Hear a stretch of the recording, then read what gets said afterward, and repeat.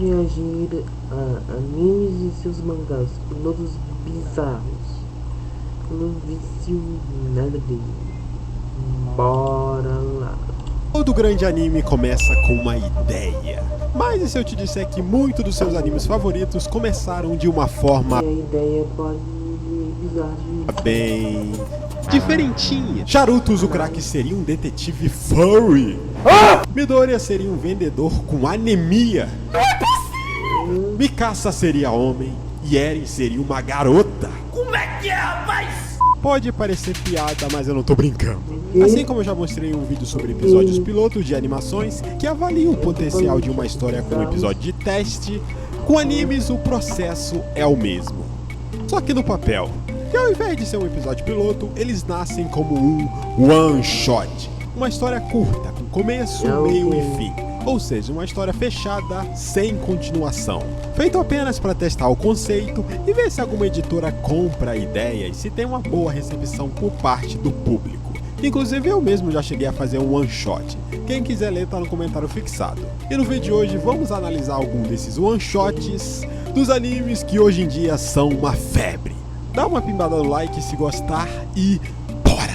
Bora lá.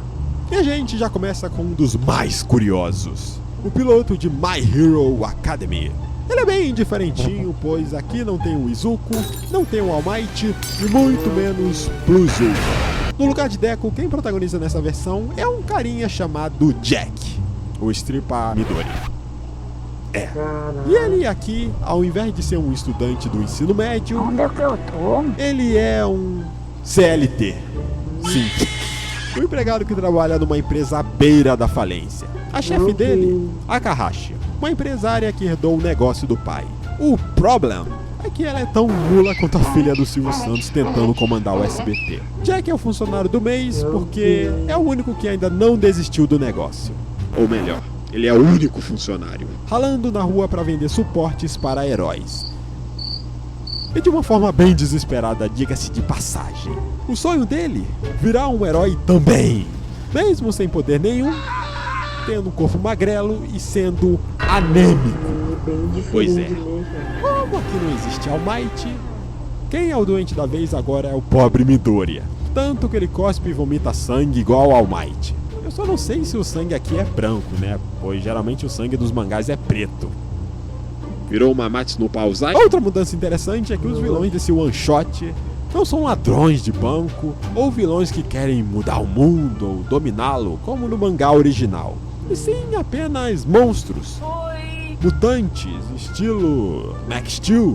Nas horas vagas, nosso prota Jack tenta combater os monstrengos com os próprios equipamentos que ele vende, vestindo um traje inspirado no seu antigo herói favorito, Positive, que simplesmente sumiu do mapa alguns anos atrás. O foda é que ele não tem licença pra isso, que pode dar uma bela de uma cana. No meio de um de seus feitos heróicos, ele acaba se deparando com uma criatura conhecida como Aberrante. Eu acho que eu tomei no... E aí que surge o herói profissional Snipe, um cowboy de máscara que, olha só, existe no anime e que derrota o monstro com facilidade e o salva. Ao ver o traje de Jack, Snipe o critica duramente, dizendo que não deveria se fantasiar de um herói fracassado e lamentável como Positive, deixando Midoriya bem puto. Mas como o mundo não gira, ele capota. Mais tarde esse mesmo herói acaba sendo capturado por um monstro gigante. Socorro! Jack, por impulso, corre para salvá-lo. No meio do resgate, Jack solta um plot twist. Ele já sabia que o Snipe era, na verdade, o Positive disfarçado. Com a ajuda de um do suporte de Jack, Snipe vira o jogo e vence o monstro. E aí que ele abre o seu coração.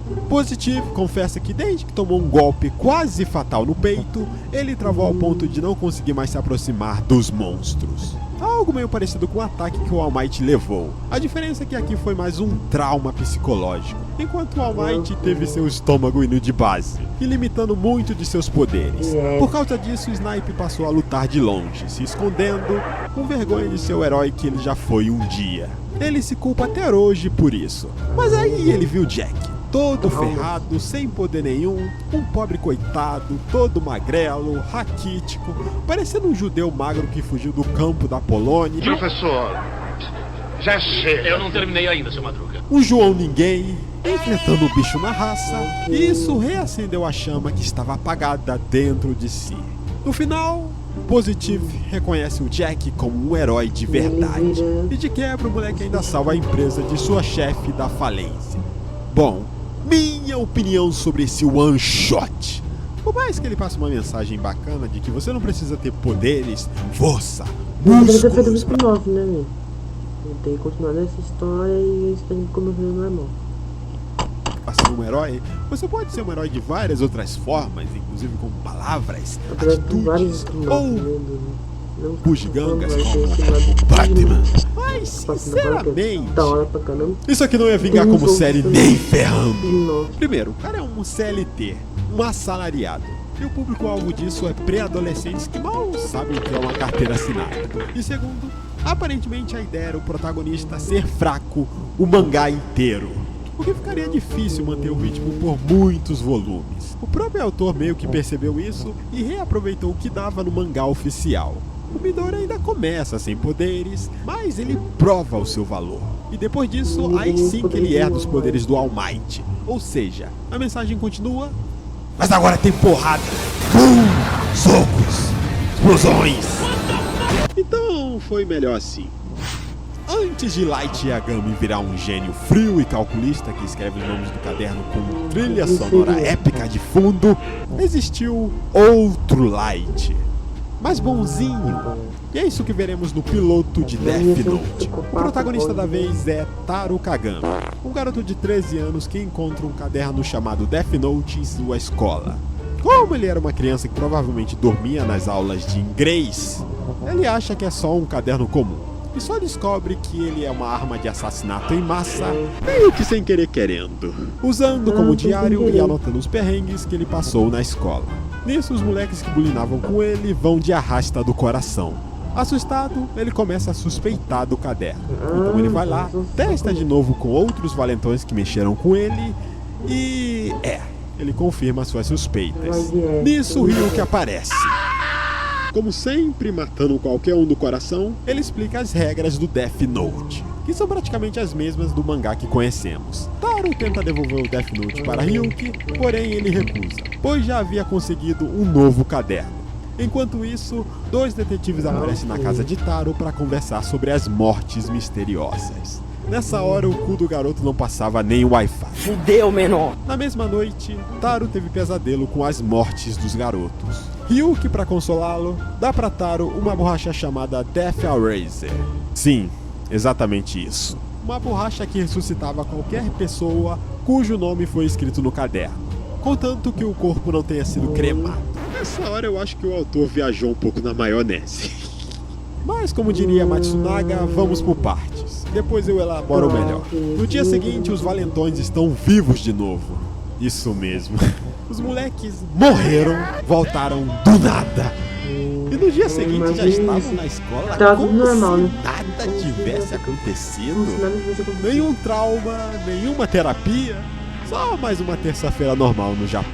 Os detetives chegam na classe para conversar com os valentões. Porém, eles de repente morrem de dor.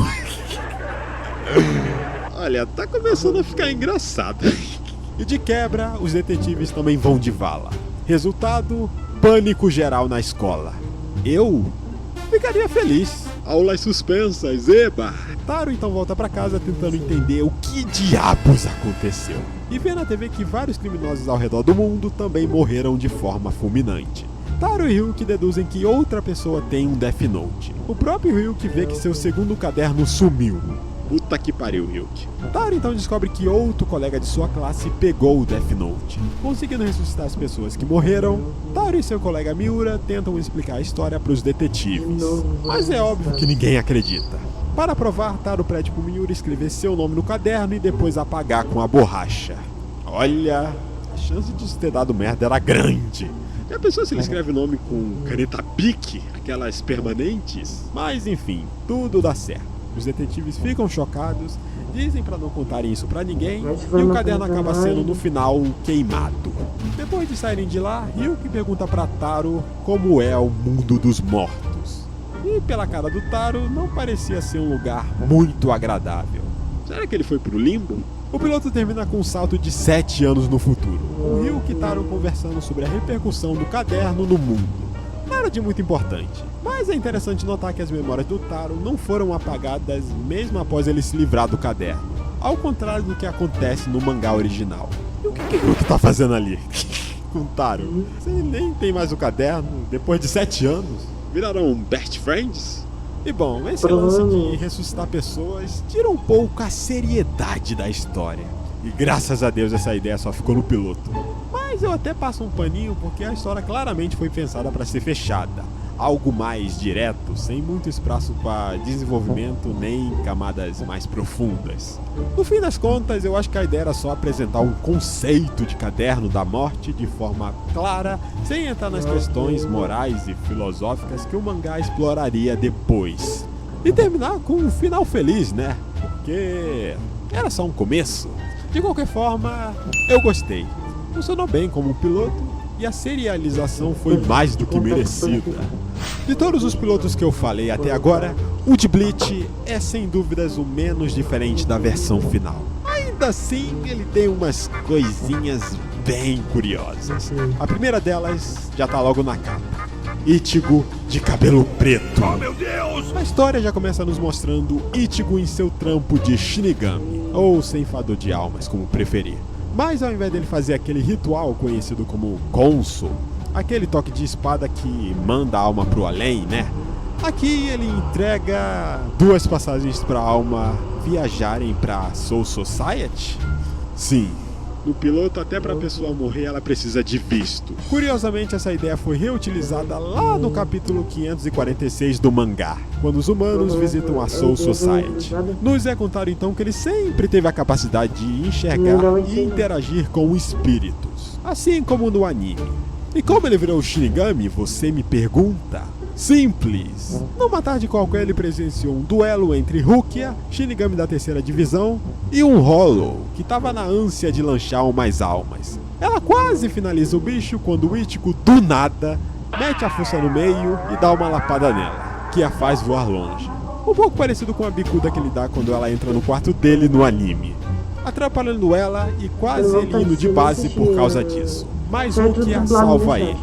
Só que depois disso, por algum motivo que eu acho que o Kubo tirou do cu de uma cadela desdentada, a Rukia fica esgotada a ponto de encolher, igual meu pênis no fim. E a cena mais intancável desse piloto é Rukia tomando banho pelada numa xícara de leite. Não é nem de água, é de leite. Sem muita escolha, ela empresta seus poderes pra ele terminar o trabalho. Ao contrário do mangá original, né, onde Ichigo se torna um Shinigami por vontade própria para salvar sua família, aqui ele vira meio que a força. E o Ichigo ainda implora para voltar ao normal, mas Rukia diz que isso é temporário e que vai voltar ao normal em 7 dias. 7 dias depois... Ai, Ichigo, então, eu não vou voltar ao normal não, se fode aí, tá? Eu aqui pensando... Nossa, que bela construção de uma amizade, né? Baseado na confiança. Que bela motivação para um protagonista, né? Ele fazer seu dever à força. A Rukia seria uma personagem muito gostável se fosse assim, né? Vocês não acham? Hein? Enfim, ela diz que tem um novo chamado. Uma pessoa morreu por perto. E esta pessoa é ninguém menos que a Orihime. Sim.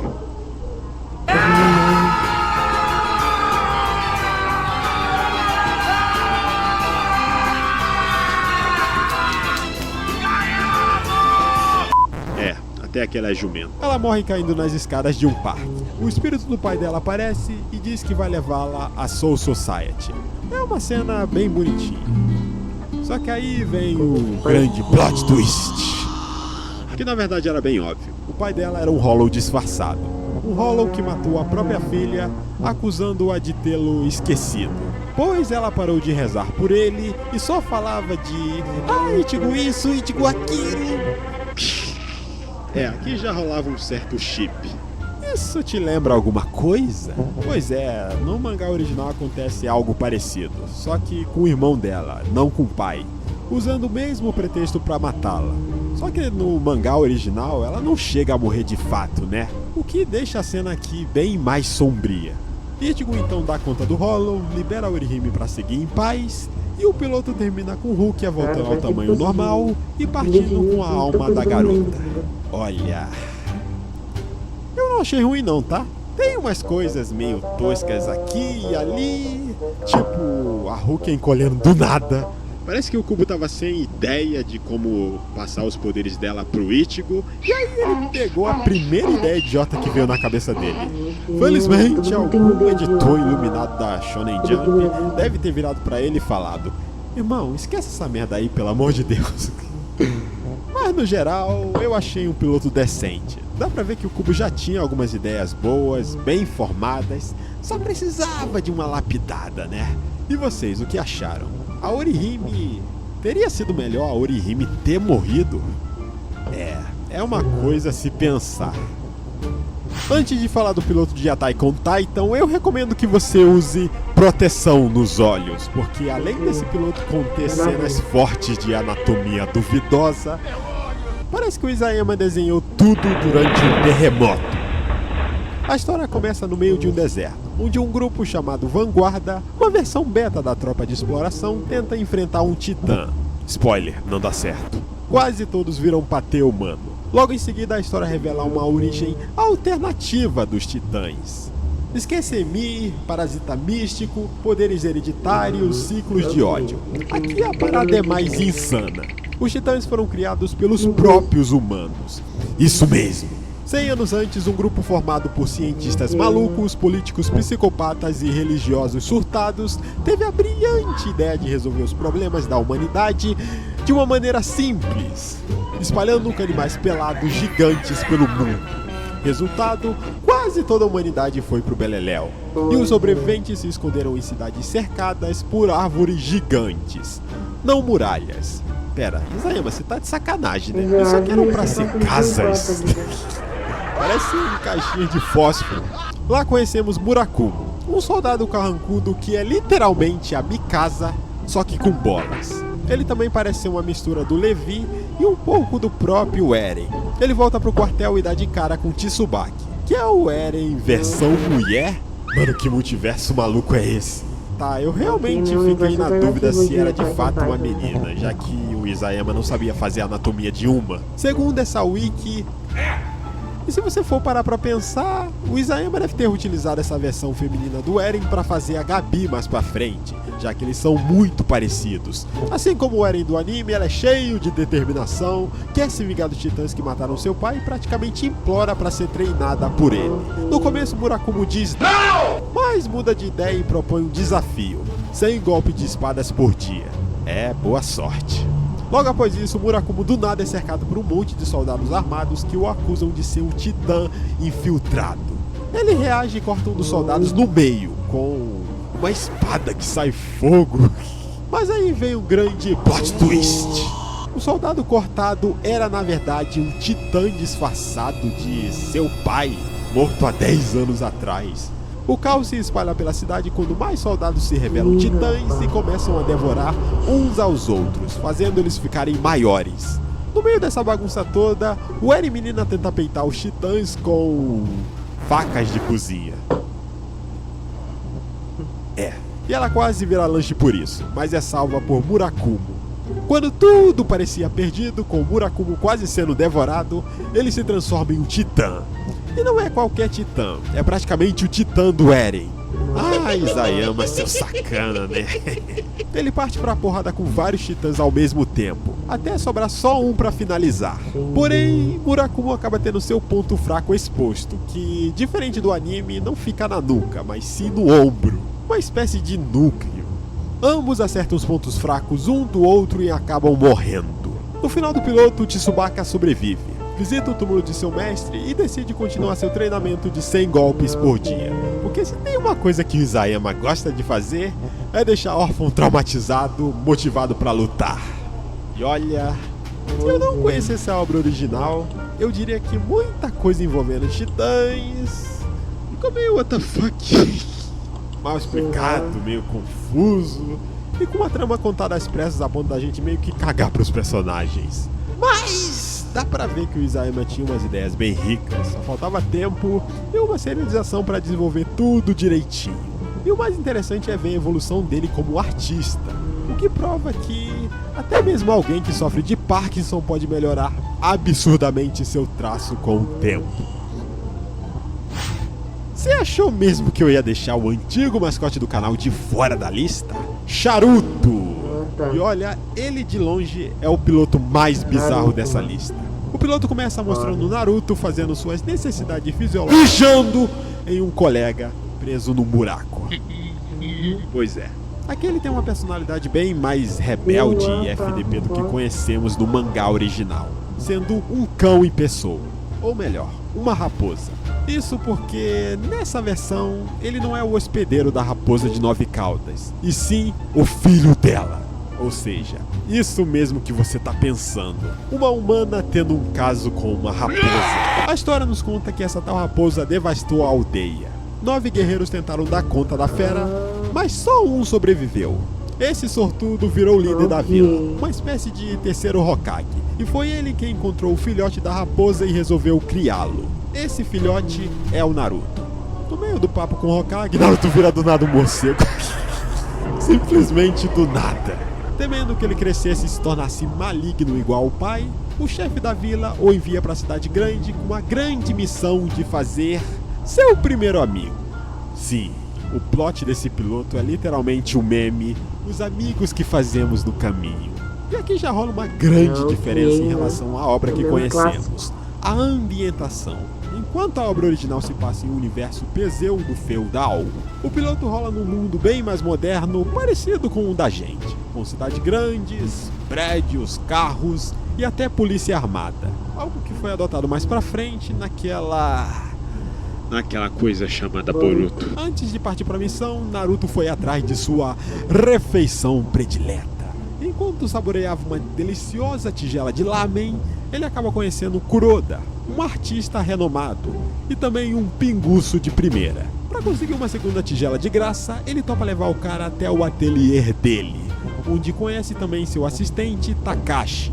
Como agradecimento, Kuroda convida Naruto para tomar umas. E foi aqui que eu percebi que o Kishimoto usou drogas quando estava escrevendo esse piloto, porque... assim... como a porra de uma criança de 12 anos bebe álcool numa boa? Assim, eu já experimentei cerveja quando eu era criança, tá? É o quê? E sabe qual gosto eu senti na época?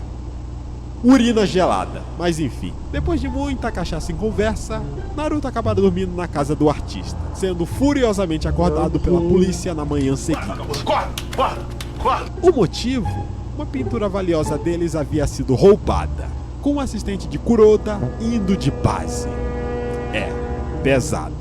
Igual a sua mãe. Para piorar, Naruto era o principal suspeito, já que uma arma foi encontrada em sua mochila. Assim, dá pra notar uma certa semelhança com o primeiro episódio do anime, onde Naruto rouba um pergaminho proibido. Para provar sua inocência, Naruto sai pela cidade de moto com seu faro animal pra tentar achar o culpado. De moto. No final, ele encontra o assassino. Um policial corrupto queria vender a obra roubada. Naruto derrota o cara se transformando literalmente na Kyuubi, uma Kyuubi bem fofinha por sinal, conseguindo limpar seu nome e com ele Kuroda virando grandes amigos. E Naruto proferindo tais palavras no final do mangá que eu achei intancável. Abre aspas. Amigos são, como eu posso dizer, bons pra caralho. Fecha aspas. Ai, Kishimoto. O que tu fumou pra escrever essa... Assim, eu realmente não entendo pra onde o Kishimoto queria levar essa história. Era pra ser um drama investigativo? Ou isso aqui tá mais pra um episódio de filler aleatório do anime? Ele consegue um amigo, beleza. Blá, blá, blá, amizade é tudo. Tá, mas e depois? Pois Naruto não fala em nenhum momento que o sonho dele é ser um ninja ou ser um Hokage. Aliás, eu acho que a palavra ninja não é nem sequer mencionada nesse piloto. Tipo, eles usam jutsus, mas não são ninjas, e sim guerreiros. Meu Deus, isso aqui é tão genérico que não dá nem pra acreditar que essa bunda de piloto virou o que é hoje. Valeu, galera, vou ficando por aqui, até o próximo vídeo. Bom, já vamos ficando por aqui, né? Espero que vocês tenham entendido isso. Valeu, falou, fui.